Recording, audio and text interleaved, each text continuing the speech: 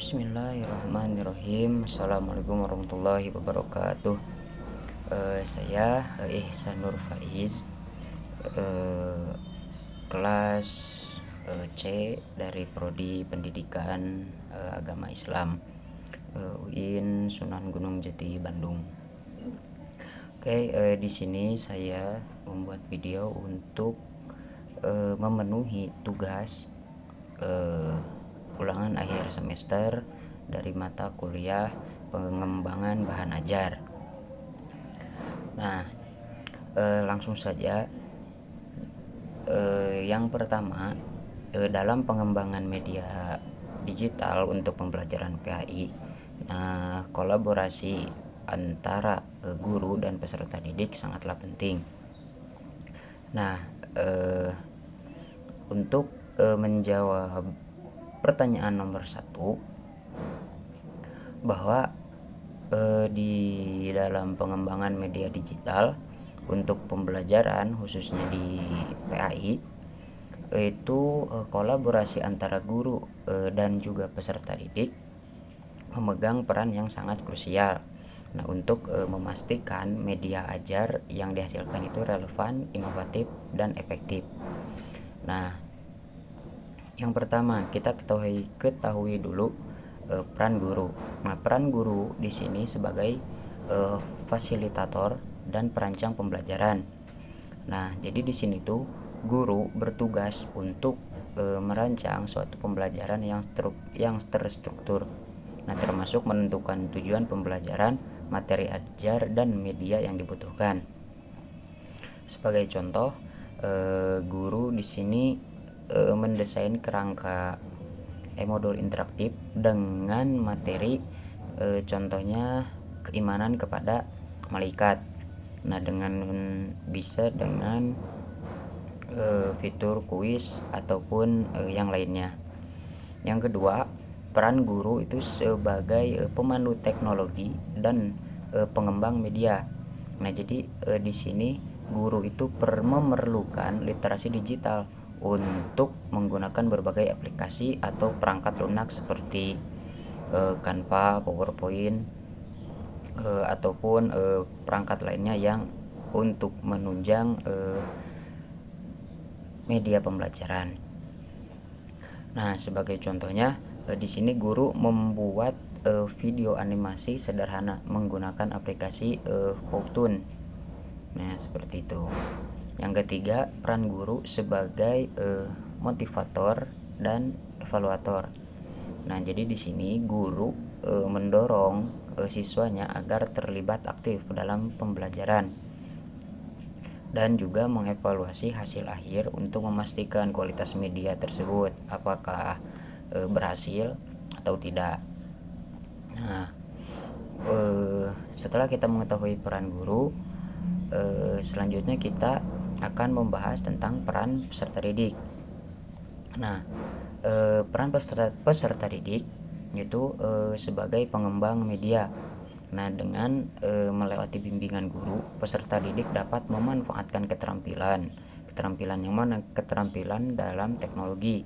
Nah, untuk membantu pengembangan media pembelajaran. Terus yang selanjutnya peran peserta didik yaitu sebagai penguji dan juga pengguna media. Nah, sebagai contohnya di sini peserta didik mencoba aplikasi kuis, misal dari Kahoot. Nah, yang dibuat oleh gurunya. Nah, lalu si murid itu karena tadi sebagai penguji dan juga pengguna media, nah si peserta didik di sini bisa memberikan masukan agar kedepannya lebih terstruktur. Nah, terus yang terakhir ada kolaborasi dalam pengembangan media digital. Nah, kolaborasi di sini yaitu kolaborasi antara guru dan juga peserta didik. Nah, jadi kolaborasi antara guru dan peserta didik dalam pengembangan media digital ini harus menciptakan dinamika kerja yang saling melengkapi. Nah, guru memberikan arahan, nah sementara peserta didik membawa perspektif baru sesuai kebutuhan mereka. Nah, sebagai contohnya, guru di sini meminta peserta didik membuat vlog pendek tentang implementasi nilai-nilai Islam. Nah, guru memberikan kerangka tema dan instruksi teknis. Nah, sementara peserta didik bertugas merekam, mengedit, dan mempresentasikan hasil dari yang ditugaskan oleh guru tersebut. Nah, jadi dengan kolaborasi yang erat, media pembelajaran PAI menjadi lebih relevan, menarik, dan sesuai dengan perkembangan zaman. Nah, untuk soal selanjutnya yaitu ada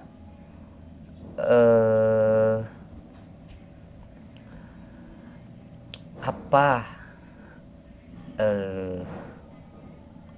konsep yang diketahui, konsep praktikum dalam konteks pembelajaran PAI. Nah, yang selanjutnya praktikum dalam konteks pembelajaran PAI suatu bentuk pembelajaran aktif yang melibatkan peserta didik dalam aktivitas praktik langsung untuk menginternalisasi nilai-nilai Islam. Nah, di sini ada contoh aktivitas praktikum dalam PAI. Contoh praktek dari ibadah. Nah, di sini peserta didik mempraktikkan mulai dari tata cara wudhu, sholat, ataupun manasik haji. Nah, contoh yang kedua, kegiatan sosial Islami. Sebagai contohnya, peserta didik di sini melakukan simulasi zakat atau sedekah. Nah, untuk memahami konsep berbagai metode atau berbagai cara berbagi dalam Islam. Nah, yang ketiga ada kajian di lapangan. Nah, observasi masjid atau lembaga keagamaan untuk memahami pengelolaan dakwah dan kegiatan keagamaan. Nah, untuk memanfaatkan pengalaman lapangan untuk mengidentifikasi kebutuhan pengembangan pedoman praktikum PAI. Nah, sebagai calon pendidik, pengalaman lapangan merupakan momen penting untuk mengidentifikasi kebutuhan peserta didik dan kekurangan dalam proses pembelajaran. Nah, di sini ada langkah-langkah yang dapat dilakukan. Yang pertama, kita melakukan observasi. Yang kedua, melibatkan peserta didik dalam diskusi. Yang ketiga, menganalisis hambatan praktikum. Yang terakhir, ini ada menyusun pedoman yang relevan. Nah, lalu ada refleksi pribadi atau studi kasus yang pernah saya alami ya, yang pernah saya alami dalam praktik lapangan. Di situ saya terlibat dalam pembelajaran PAI tentang tata cara berzakat. Nah, jadi di sini tuh guru memberikan penjelasan teoritis. Nah, tetapi peserta didik itu tampak kurang memahami apa yang disampaikan oleh gurunya. Nah, kemudian dengan saya melihat karena peserta didik kurang memahami, di situ saya membantu membuatkan simulasi sederhana yang mana peserta didik bermain peran sebagai muzaki dan mustahik. Nah, hasilnya mereka lebih mudah memahami cara perhitungan zakat dan distribusinya. Nah, jadi dengan pengembangan pedoman praktikum PAI di sini tuh harus berbasis kebutuhan nyata peserta didik. Nah, yang didukung dengan pengalaman lapangan yang relevan. Nah, jadi pedoman yang baik itu tidak hanya prosedur teknis, namun juga harus bisa mengintegrasikan nilai-nilai Islam secara aplikatif dan kontekstual. Nah, sehingga dapat meningkatkan pemahaman dan keterampilan peserta didik. Seperti itu. Nah, terus yang ketiga, lembar kerja LKS atau lembar kerja siswa, yaitu salah satu media pembelajaran yang dirancang untuk membantu peserta didik dalam memahami materi secara mandiri atau kelompok. Nah, dalam konteks pembelajaran PAI, LKS ini berfungsi sebagai alat untuk memperkuat pemahaman konsep dan juga menginternalisasikan nilai-nilai Islam. Nah, dalam PAI, LKS itu biasanya memuat satu, panduan aktivitas, yang kedua materi pendukung, yang ketiga tugas dan latihan, yang keempat refleksi dan penilaian. Nah, di sini ada prinsip-prinsip pengembangan LKS PAI. Nah, jadi agar LKS dapat mendukung pembelajaran yang efektif dan sesuai dengan karakteristik peserta didik. Nah, di sini diperlukan prinsip-prinsip untuk mengembangkan LKS PAI. Yang pertama, ada relevansi dengan kurikulum. Nah, jadi di sini tuh materi yang ada di dalam LKS harus dimuat dan mendukung pencapaian tujuan pembelajaran PAI. Yang kedua ada kontekstual dan berbasis nilai Islami. Nah, jadi di sini LKS itu harus relevan dengan kehidupan sehari-hari peserta didik dan mengintegrasikan nilai-nilai Islam. Nah, yang ketiga ada keterlibatan aktif peserta didik. Nah, jadi di sini itu LKS harus memuat agar si siswa atau peserta didik itu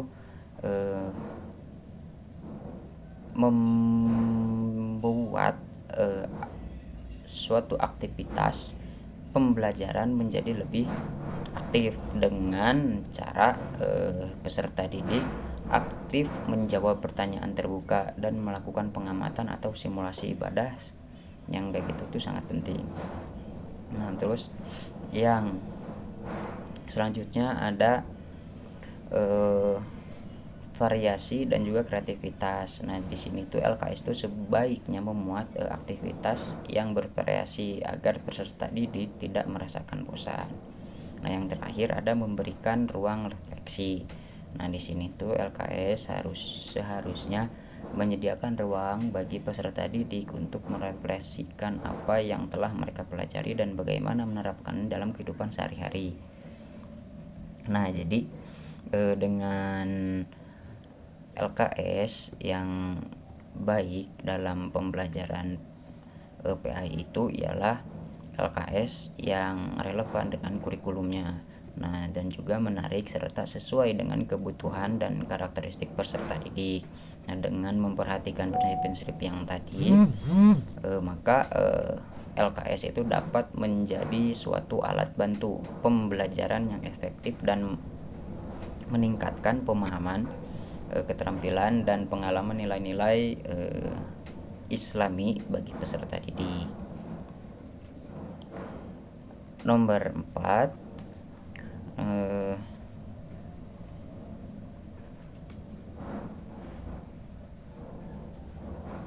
nah, untuk menghadapi kelas inklusif yang terdiri dari peserta didik normal dan anak berkebutuhan khusus atau ABK. Nah, jadi di analisis di sini dibutuhkan bahan ajar PAI harus memperhatikan keragaman karakteristik peserta didik.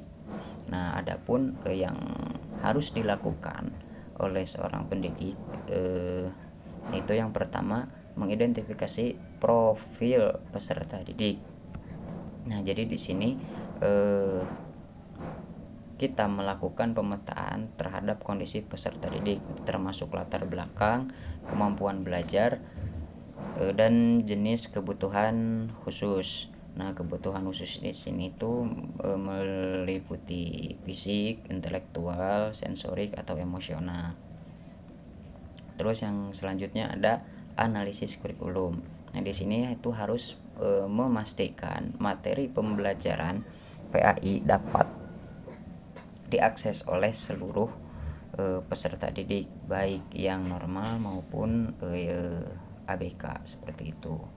Nah, yang selanjutnya kita harus menentukan kebutuhan khusus belajar, khusus bahan ajar. Nah, jadi bahan ajar itu disesuaikan dengan gaya belajar masing-masing kelompok peserta didik. Nah, terus yang selanjutnya ada uji coba dan revisi. Nah, jadi di sini itu kita melakukan uji coba bahan ajar di kelas untuk melihat efektivitas dan aksesibilitasnya bagi semua peserta didik. Nah,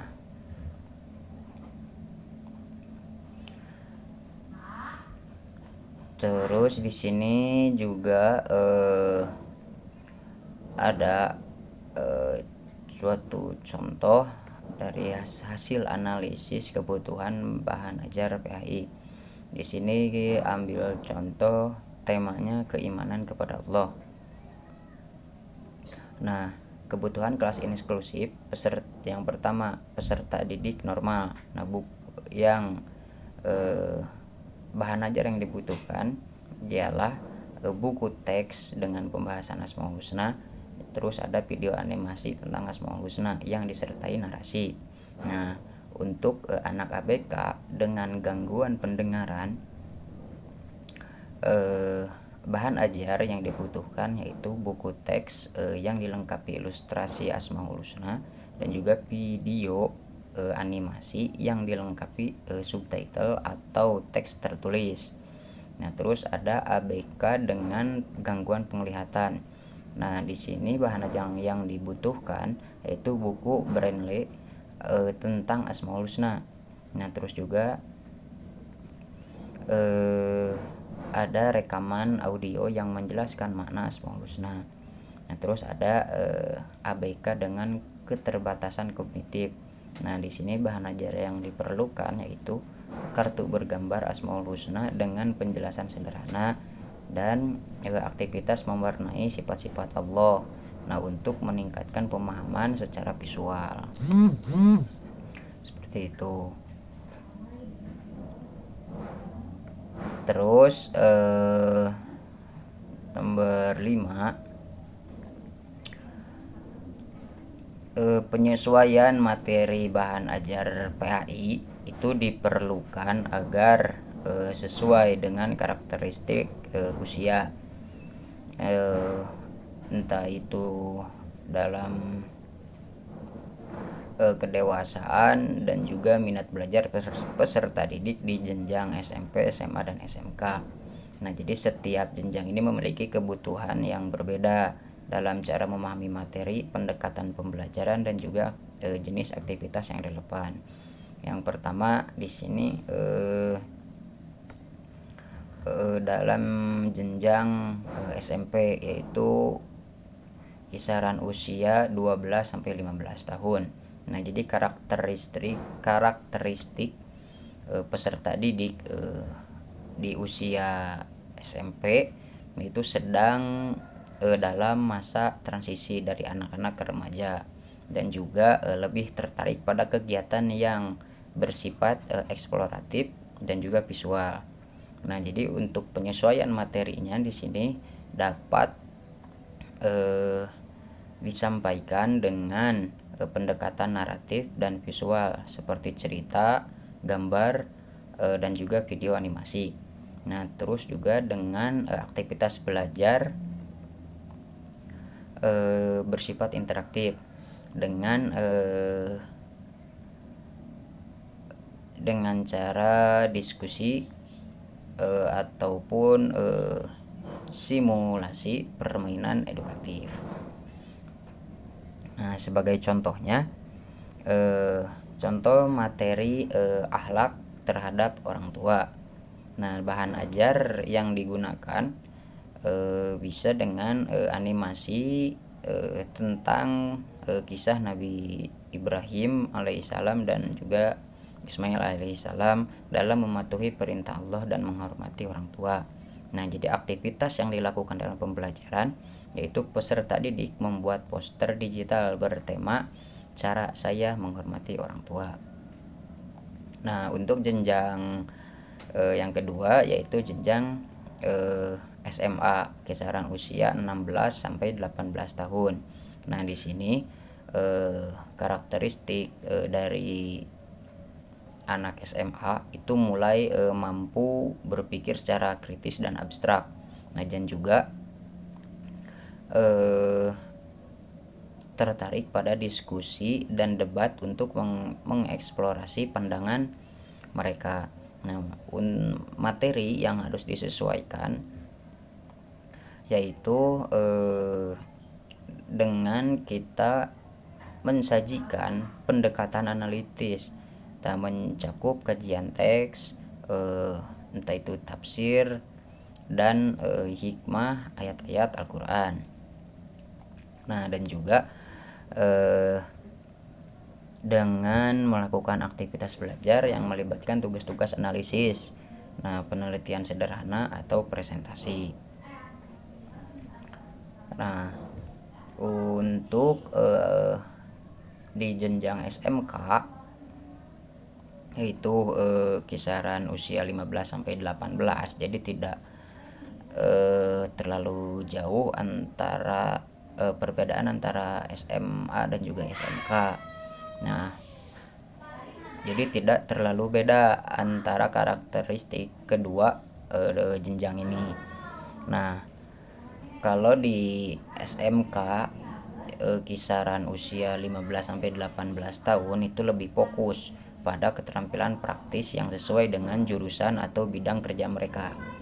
Nah, untuk penyesuaian materinya bisa disajikan secara praktis dan kontekstual, nah terkait langsung dengan bidang keahlian mereka.